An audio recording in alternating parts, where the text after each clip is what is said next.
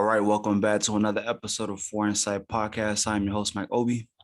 On this episode, one thing I talk about with this podcast is all about diversifying and sort of building your network and expanding. And so, with this guest this week, I was put in contact with him by one of my mentors and Coach Kovo, a guy I've had on, and he's been a big figure for both of us. So definitely, we'll be able to touch on that later on in the show. But without further ado, we got Dominique Avrion Williams. What's going on, man? No, man, good to be here, man. It's a pleasure to be here. Oh man, and thank you for lending some of your time and coming on, man. I appreciate it for sure. Yes, sir, man. Thank you for having me on. Like I said, like you said, Coach Kovo meant a lot to both of us. So, like I said, I appreciate him connecting us, and like I said, I'm excited to have the conversation, man. All right, let's get started. So, upbringing, let's start there. Both of us are Houston boys, so just talk about what that was like growing up here in the H, and kind of how that was a big influencing factor for you in your formal years. Man, like I said, Houston's a big city. So, like I said, it's always a lot going on. I kind of just found my niche real young. Sports was always kind of my thing that I just kind of focused on and just stuck with. And so growing up here and just finding something to do is always the best thing, because it's a lot of things you can get into that's, real bad and all that kind of stuff. But like just finding sports and just doing that was always real good for me. I played every sport I could growing up. So, what I'm saying, growing up in Houston, definitely that was huge for me, just finding sports and just doing that. No, I feel that, man. The same thing. Like even, you talk about, Houston being a big city. I've lived here all my life, but even now being an adult and kind of being post college and everything, I'm still finding things in new parts of the city. I'm always, even now trying to be a person who gets out and kind of, sees life as an adult and is trying to, maneuver. There's still stuff I find even today where it's like, I didn't know we had that. I didn't know that was a thing. I didn't know we had this place, that place. So yeah, man, Houston being a big city and definitely just opportunities, it's here. It's no reason why, it's no wonder why, people are always moving down here from different states, and all the jobs I worked in, it was kind of like, oh yeah, my family moved here from Minnesota or Arkansas or California, so yeah, definitely big for us. So one thing also we have in common is we both played football. So just talk about your time playing football and kind of what that was like for you and your experience. I got started playing real young. The first team I played for was the Missouri City Raiders, and I got introduced to football, real young. I kind of fell in love with it like almost instantly. Just the whole idea of just the big team, just everything. I just always fell in love with it, and it's something I stuck with. You know what I'm saying? I went to Crystal McCullough. I played there for middle school. I started off at Willow Ridge my ninth grade year, and then I left 10th grade year and ended up going to Clemens, and that's why I graduated from. And like I said, football, without football, it's no guarantee I would have been able to have the opportunity to go to college, and get a degree and, have that opportunity. So football definitely opened up a lot of different doors for me. So, so I definitely I love football, man. I can't even put it into words. I love it, man. Yeah, man. I was a guy who got into football because my older brother played. And being the little bro, it's like, hey, my brother's playing, I'm gonna play and I'm gonna try to compete with him and be better than him and all that other stuff. So that's how I got introduced to it too. But I remember moving down here back when I was in ninth grade too. And the guys I played with, like you said Missouri City Raiders, right? You said, yep. My Definitely guy. shout out to the Mo City Raiders, man. Yeah, I heard them. I heard Stafford Cobras. That was a big team at the time. I heard they had a couple like a bunch of teams, but it was such a competitive thing, and I used to love that. And people would carry that into high school. You have like 12 high schools out here in this Fort Bend area, so for sure. And then now I want to talk about though. You said that you started off at Willow Ridge in ninth grade year. You transferred to Clemens in your 10th grade year. What happened that caused you to transfer, and how did that affect you? You having to move schools or to switch schools. Like I said, first, before I say what I say, I want to say, shout out to the storied history, of the Willow Ridge Eagles. What I'm saying? Like they've been holding down the Fort Bend district for a long time, and they got a storied history that's to be respected. They had kind of hit kind of a downward spiral around that time, to where my mom, my dad, they just weren't comfortable with me being at the school, and Clemens, not even just at the time, they've just always been a real good school academically and stuff like that. So they just felt like it would be a good switch for me at the time, just because Willow Ridge wasn't really going in the right direction at the time. And it was crazy. Like I said, they ended up turning it around and making it to the playoffs while I was in high school, which was an interesting thing. But like they were just, it was a lot of different things going on. You know, I'm sure if you've seen it, you know. But you know what I'm saying, like their history is to be respected. Though I wanted to say that first. For sure. No, most definitely. I mean, again, you have to always respect the history of, how schools get to where they are. And you have to kind of, understand the journey, right? Like optically, a school or a population or a city or a community might look like they're struggling, but, that usually doesn't happen overnight. So most definitely, like you're saying, like you have to respect the history and respect where they've come from and to still be able to navigate those obstacles for those kids who still live in that area and attend that school. Like this is to be respected. It just happened to be the case that your parents saw an opportunity, like you said, to kind of try to maybe move you out that area and maybe try to get you to expand your worldview, so to speak. I think that's what happens with most of the time that families move. It's not necessarily because they don't like an area, but it's a matter of trying to give their children and themselves a new opportunity that maybe was never possible before. And see, like I said, and the difference, like I said, I still stayed in the Willow Ridge area. Like, we still stayed in the area. I was just, commuting every day between. So that made, the process even a little tougher because it's just a completely different landscape. Willow Ridge and Clemens, you got Clemens, you got Chinese kids, you got Indian kids, you got this big, diversity. And Willow Ridge, for the most part, it's a lot of so that was a huge difference, the first part, and then just seeing the different sports. Like at Willow Ridge, like the main sports are like football, basketball, and track. And then going to Clements where the main sports are like baseball, soccer, and like volleyball and other things like that. That was new for me because, football was always number one for me growing up. So that was like another huge thing that was different for me when I first transferred. For sure.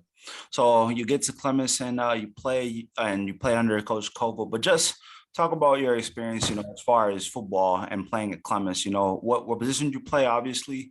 What was that experience? Did y'all have success or was there something else that you kind of found? Just talk about that if you would. Like I said, I played when I first got to Clemens, I was a safety when I first transferred in from Willow Ridge. When I got with Coach Kovo, he was actually my coach when I first got in because I transferred at the beginning of the semester. So I didn't get to go through any of the summer things. So nobody knew who I was. So when I first got there as a sophomore, like I said, when most of my friends were getting prepared to play varsity that year, I was getting prepared to play on JVB team. So, what I'm saying, like that whole dynamic right there was just a weird thing for me in general. But luckily, I came across Coach Kovo. He was my coach for JVB team, and I don't know if he was trying to do it, but just through him being the type of person he kept me with the love of football because just that dynamic alone made me kind of like want to go in a different direction and not want to really do football anymore just because, like I said, in my opinion, I wanted to be on varsity, so I definitely didn't want to be on JV, definitely not JVB team. So that was just a tough dynamic in its own, man.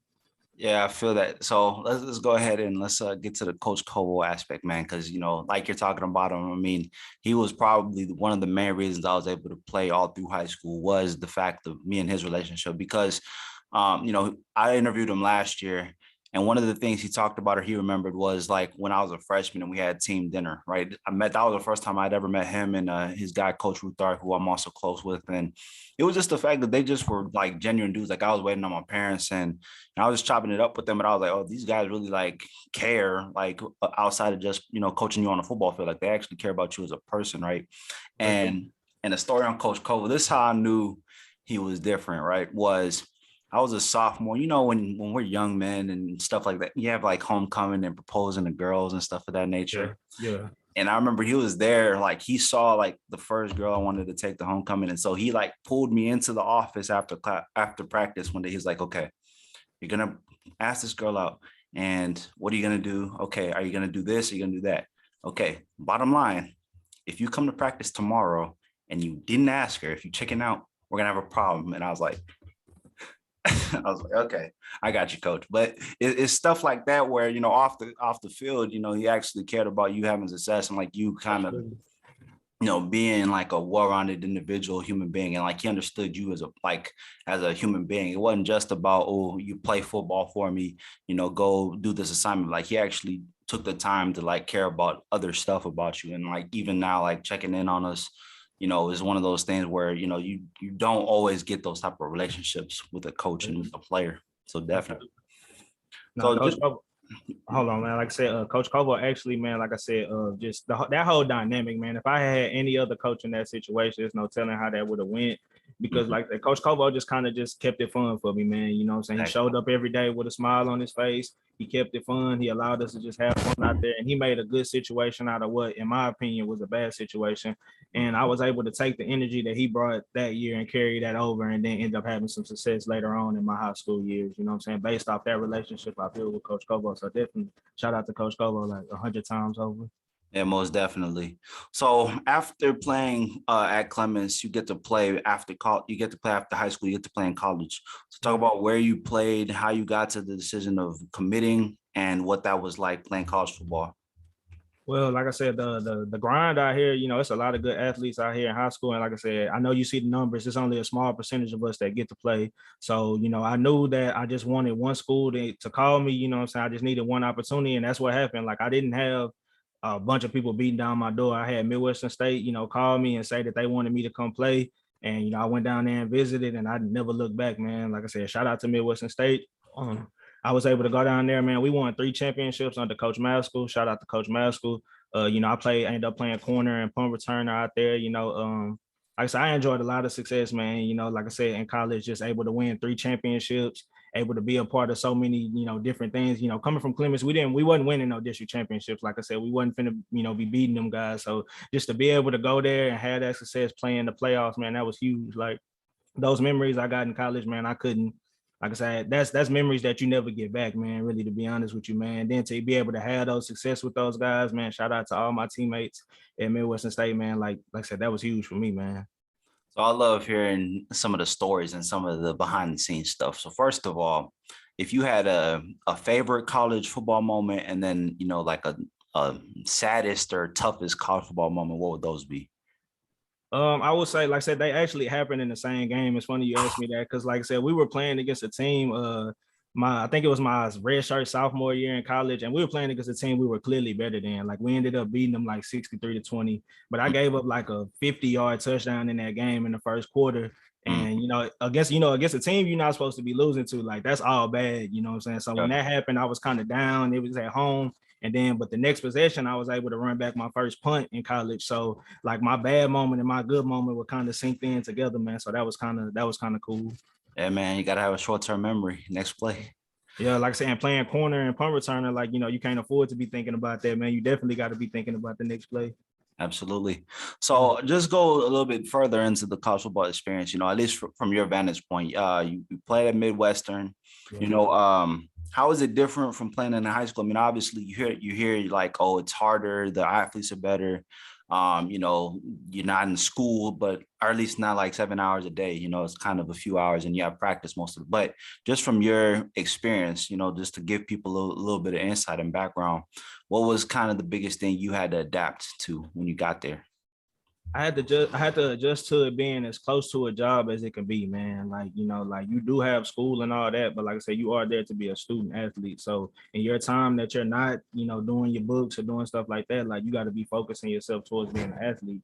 And that was the hardest part because it is the best people from their areas. You know, it's all district and all region guys from their areas on one team. So just combining that dynamic, trying to outwork those guys and trying to just find your niche. That was kind of the hardest part for me, man. Like, cause you know, when you first get there as a freshman, those guys that are sophomores and juniors and seniors, they've been putting in work, man. Like they're a couple steps ahead. So the hardest part is just that learning curve right there, just trying to get anywhere close to speed with them.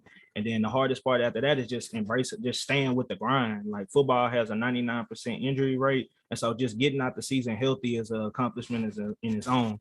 So like that was the hardest part. Like I've seen a lot of great players, like injuries was the only thing that, you know, held them back. And that's a huge dynamic in football. So just being able to stay healthy was a huge thing for me in college, man.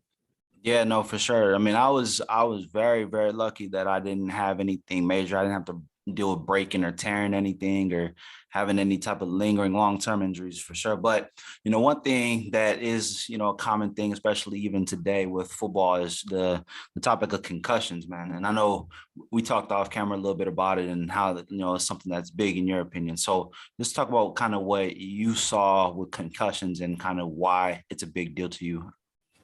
Okay, man. Like I said, I'll start by saying, like I said, I have a group that, that I have that's actually geared towards speaking on concussions and like actually like giving people a platform to actually speak on this called Keep Fighting, Stay Vocal. So that's something that I do that because like I said, it's something that's just been being swept under the rug, in my opinion, for years. You know what I'm saying? It's something that's really important because it's been having like lasting effects on players. Like you got players that are dying very young and not just dying, you got players that are committing suicide. Mm-hmm. You know what I'm saying? And then leaving their brains for science afterwards for people to, to work on. Like, and in my opinion, that's a very scary thing. So, as a person who played football from the time I was very young to, up until college, I saw plenty of players, who got their bell rung or whatever they call it, and they just went back in. And like just based off of the diagnosis of a concussion, if you get one or you get your bell rung, you shouldn't go back in the game. But most players do. It's not taught to us not to, man. But like, Yeah. The opposite's taught to us. I mean, honestly, like, yeah, you nut up or suck it up and get back out there. You know what I'm saying? But you don't know what kind of damage is going on. Just to put a little bit like, so I played nose, and I'll never forget. Like one of the things that my teammates used to tell me about was, like during the off season, there would be a clear like change in my speech. Right, like they tell me during the season, hey, you notice you slur a lot. You know what I'm saying, during the season, and then in the off season, it's like, hey, everything is clear. You speak clearly. So I was like, maybe something is going on there. So like you said, people really aren't told to talk about it until stuff's too late or too much damage is done, or like unfortunately, people have to pass on. So you're definitely right on that, and I'm with you 100%. Like I said, man, that's why I just try to create the platform because there have been players that have spoken out on it, man. Like you have a guy like Luke Kuechly, a guy like Calvin Johnson. These are some of the best to ever play the game, and they've come out and said, like, man, nah, this is why I had to stop playing. So, like, it's a huge deal because you play football. Everybody doesn't get to play in the league, man. But the majority of people, they spend their time playing it as a child, while you're growing up in the house. They don't get to play it as an adult. So those years after are important, man. And if these players are, suffering these concussions, if they are as important as we say they are, then I think, it's time to, try to shift towards, something a little bit more different. Like if we know for a fact that football is causing these effects, then it's time to really start thinking about what we need to do, like to fix that, because it's a dangerous sport clearly, and the science makes sense. You know what I'm saying? Like it just does. Yeah, absolutely. And I mean, I remember it was put in the context for me like this. If you look at just numbers, right? A lot of kids who play football in the US, but especially in a place like Texas, right, where football is almost religion. You get into football, playing tackle at least probably at 7 years old, some even earlier than that. So we're looking at, if you take a 6, 7 year old, they play through high school. Just if you just get to high school and play, you're 18. That's an 11-year football career. Now, yeah, it's not the NFL, but you've put that level of damage, that many hits, on your body, on your brain for 11 years. Now, if you play in college, then now you're looking at 14, 15. If you play in the league, like even if you play 3 years in the league, you're probably at an 18-year NFL career. Now take that and just put that in the context, like imagine how much damage you can do to your body, giving it massive hits and massive trauma for 18 years, straight. You know what I'm saying? So it's stuff like that. And I remember like when that movie Concussion came out and people were like, I don't want to see that. I don't want to hear that. I don't want to have this be in my head. I'm like, well, it's important. We'd rather know this now and be preventative with it than, to say, oh, if only I had known. It's kind of my whole thing with it. I'll be 100% transparent with you, man. Like I said, my senior year, I got a really bad concussion. Like this like I was able to avoid, like you said, all the major injuries. I didn't have anybody digging in my body, anything like that. My senior year, going into, the last couple of games, I got a really bad concussion. It knocked my vision out in my right eye, and like the vision didn't come back clearly for maybe like a day and a half. And, to this day, I'll tell you, like I missed 2 games and then I came back and played the last 2. But, to this day, I always tell myself, like in my mind, I knew I only played them last 2 because I knew they was going to be the last 2, so.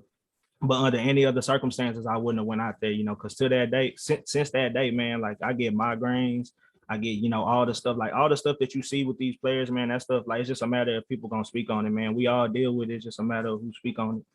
Yeah, for sure. And I mean, and like this conversation, what we're talking about here isn't meant to scare anybody, or especially like a mother who may have a kid who wants to play football. Cause I remember having jobs later and moms were like, would you really let your son play? Or like people ask me, would you really let your son play knowing what you know? I'm like, I mean, yes, because I at least know, so I know how to be careful. Obviously, with any sport, you can have risk, right? But it's acknowledging the conversation and then doing with that information what you will. If my son wants to play, I'll say, look, you can, but these are the risks that you're going to be dealing with this sport. You know what I'm saying? Or if you feel like you're not feeling 100%, if you're feeling like there's some damage going on there, if you feel like something's not right, then have the nuts and have the courage to say something, and we'll deal with it, rather than the old mindset, which is suck it up.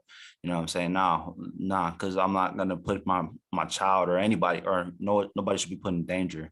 You know what I'm saying?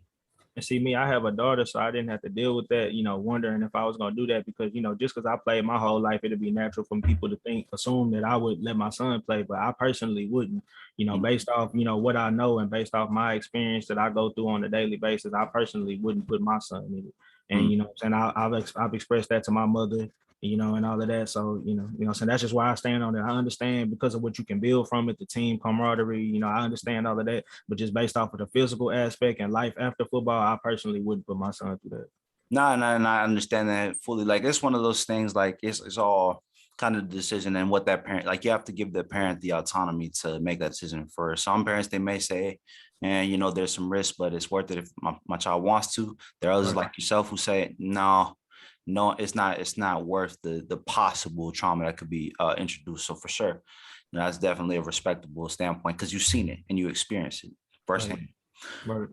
Now, getting off the concussion topic, another thing, especially now, is the conversation of athlete compensation. So now we have the new NIL rules, and the ability for players to profit off of their name, image, and likeness.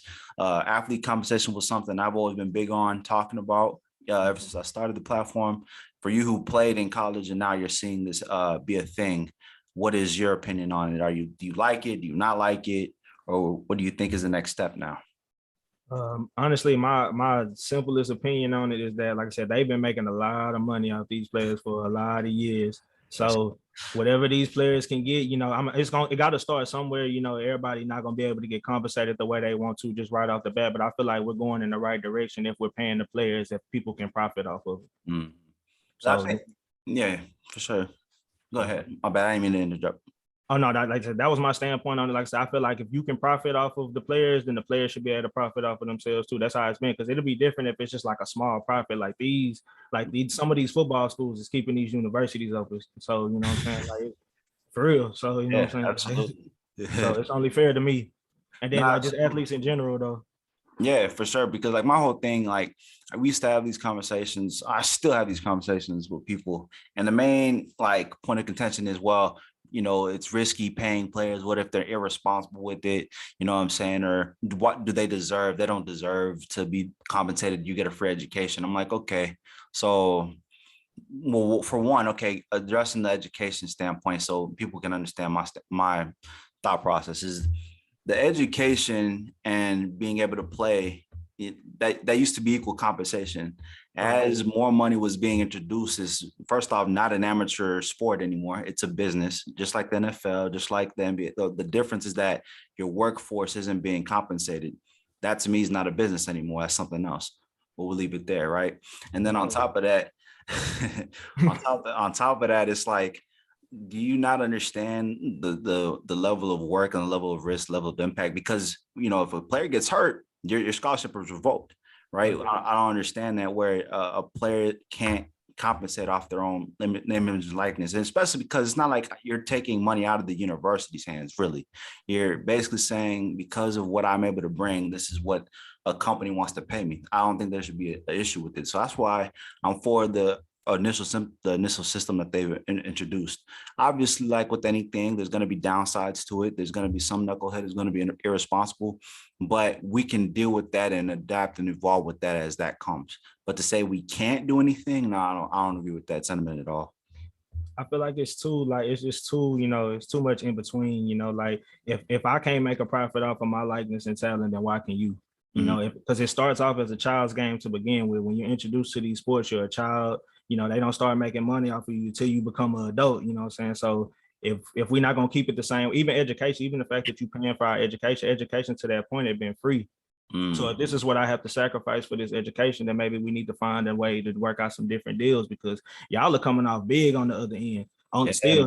the percentage gets smaller. The percentage of high school players that go to college is small, and then the percentage of college that goes to the next level is even smaller. But all the way in between, y'all getting compensated. So, you know what I'm saying? Got to find a way to make it fair, in my opinion, because every player is not the same. I'm not telling you that every player is worth the same, but those that are worth a lot, like those are the players that we fighting for.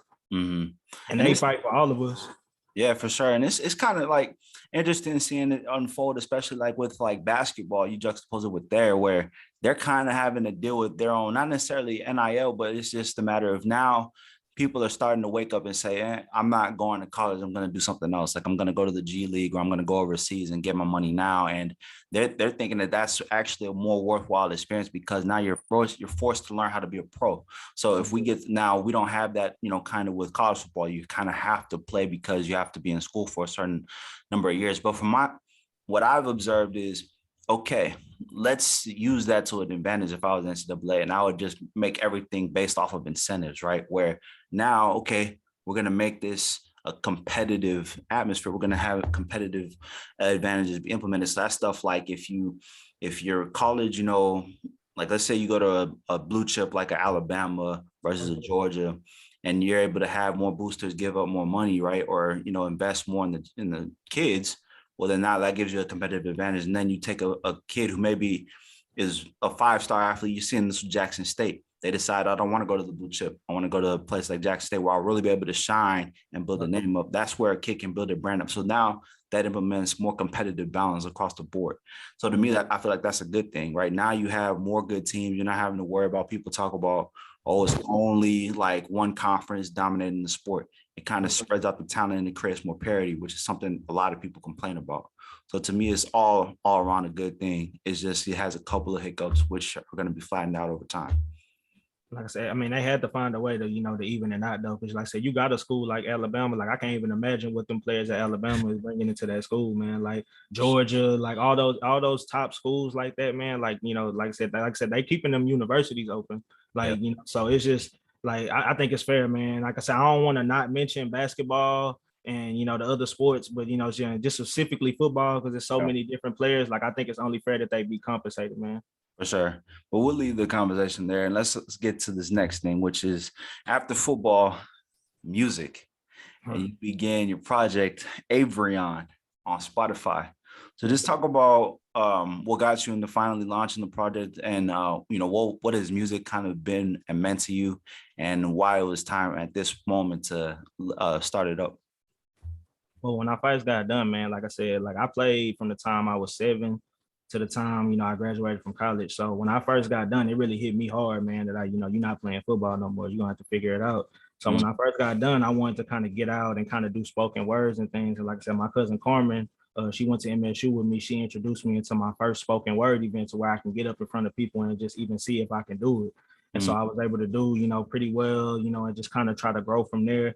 I was posting videos on Facebook, Instagram, just kind of see if I can build any kind of fan base, or, if I can do it. Because the hardest thing with music, is if it got staying power. Like you can make something that's good, but like, does your music, like, is it really like, I'm saying, did you put your heart into it? Like, did you put your soul into it? So it took me a long time to even want to do it, man. Because truly my biggest fear was posting a video on Facebook or something, like everybody just posting the poop emojis all the way down the comments. Just, you know what I'm saying? Like that was like my biggest fear, like the whole time doing it. So once I was posting and people were kind of like showing me love and showing that if I put something out, then they would listen to it, that like kind of helped me.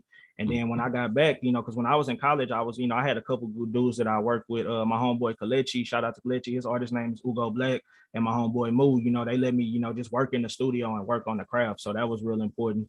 And then when I got back to Houston, I connected with my homeboy Renzo, and just having access to the studio, man, and just being able to work on the craft. Like I just love it, man. I just fell in love with it, really, man. And like, it gave me the confidence to want to put out the project. I dropped it on my birthday. You know what I'm saying? So like I said, music means a lot to me, man. Like my favorite artist growing up was Big Crit. But like I said, my musical yeah, speak on it. I want you to speak on it. Go ahead. Yeah, now he dropped the Houstonians. Yeah, man. I mean, and definitely like even Houston music. I mean, you got Big Crit, you got DJ Screw, and just that whole group is definitely good to see. A new generation of new blood being able to come together. And you're working with people. You have people who are willing to invest in you, and you have guys who now you have already ready to kind of partner with you, which is great. Because a lot of times I think dudes try to do it on their own and try to do it by themselves. And it's like, nah, man, everybody needs a support system. Everybody needs a network, and that'll help us all. There's enough for us all to eat together. So that's even more so something that I'm looking at. And I'm like, this is good that this guy has his head on straight. He's motivated and he has people that are there for him, which is great. Now, the big thing, bro, is having people that want to work with you, bro. It's a lot of people that want to enjoy your success, bro. Like, the big thing is having people that like really want to be there through the process, man. Like, that's the hard part. And that's what I've been lucky enough to have. Like I said, with my cousin being able to offer me the platform in college to speak, all my homeboys just letting me get studio time and work on my craft. Like, that's the kind of stuff where people are able to improve, and, you know what I'm saying, and just grow from that. So, like, that was huge for me, man. I definitely didn't do it by myself. I would never tell you that. But it's good that you have people there for you and who are invested in your success, man. Because for sure, I think that's where most guys set themselves apart, is who's able to be there for them. Who do you have in your corner and who is there to really push you? Like for us, we have Coach Kovo, but even for myself, it's guys who's mentored me. I've had a lot of older people, who have like taken me under their wing and like made sure I didn't stray off on a bad path, or make sure that I didn't repeat a lot of the mistakes I made as a youngster, even now. And I still rely on them. I'm still close with them today. So it's definitely, the value of network, if there's nothing else that we're talking about here, doing that and putting in the work and just believing in yourself, because you can't be afraid to fail. Like you talked about it, you have to give it a try. And if it doesn't work out, at least you can live with yourself better, knowing that you gave it your all. Absolutely, man. Absolutely. Right. So as we wind down, quick hitters. But first off, just looking to the future. So you dropped this first project. What other, first off, are you going to stick with one genre? Can you talk about the spoken words, or are you going to maybe diversify, or what's the end goal? Where are you trying to go with the music? Man, I would tell you that, like I said, my gift to me is spoken word. Like, I like to go out in front of people, kind of feel their energy as I'm speaking, what I'm saying, just kind of be in that vibe. But the music is something I definitely want to continue to improve on and continue to work on. I know how it is, man. Like I said, I know you got to put in a lot of work for the music to make it sound good, to make it, have staying power and all of that. So I'm willing to put in that kind of work. But for the time being, I'm cool with going to open mics and just rocking the mic, man, for the time being. To be honest with you. No, most definitely, man. Wishing continued success for you, bro, in this journey, bro, because we need it, bro. I appreciate you. For sure. Well, that's Avrion on Spotify, man. Y'all check him out. No, Avrion on all platforms, man. Apple Music, there you go. Everything, man. YouTube Music, all of that, man. So everything, there man. It is. Yeah, yes, sir. There it is. There you go. Check them out, you guys. Well, let's go ahead and we're gonna wind it down with quick hitters. So the first thing that comes to mind when I ask you the question, give it to me. All right. Cool. All right, first question. Top 3 most influential people in your life, or 5 if you got up to 5. Top 3 most influential, I would say my mom, my daughter, and I'm gonna have to say my dad. I'm gonna just say my dad, mom, dad, daughter. There you go. Family always. Family first. All right. Top 3 football moments of all time, not just for you on the field, but just you witnessed in general. Top 3 football moments. For one, I mean, it's I remember one of my teammates, Ray Outman, running somebody down in high school after a field goal. It was like a field goal block or something. And he ran them down. It was crazy. I know people don't know that, but that was, what I'm saying, my memory. Another memory would be like just the whole like Randy Moss era, like just that whole era, and just really just that whole 2000 eras of football, man, was just really my favorite moments like of football, man. Just experiencing that as a child. All right. And then your 3 top musical artists of all time. Top musical artists of all time. I'm going to go, man, that's the tough one. I'm going to go Lil Wayne. Oof, legend. I'm going to go Nas. I'm going to go Kanye. There you go. Ooh, killer list. Yeah. All right, last question. I ask every guest before they leave to drop a gem to the next generation, to the young, people coming up. So for you, it'd be young football players if they are playing football. For people who are music, what would be the last thing you would tell them? Man, just believe in yourself, man. Like really organize a goal, write it down on a paper, put it up on your wall in your room, and just stick to it every day. And I promise you'll look up one day and it'll be accomplished, man. It's my gem. There you go. Beautiful message, man. Well, that's a wrap. For Inside Podcast, want to thank Dominique Avrion Williams for coming on and blessing us with his time, man. I appreciate you. Yes, sir. I appreciate you having me on, man. Stay blessed. All right, there you go. Well, you can catch this episode on all your listening platforms as well as YouTube and the Anchor.fm platform. Much love.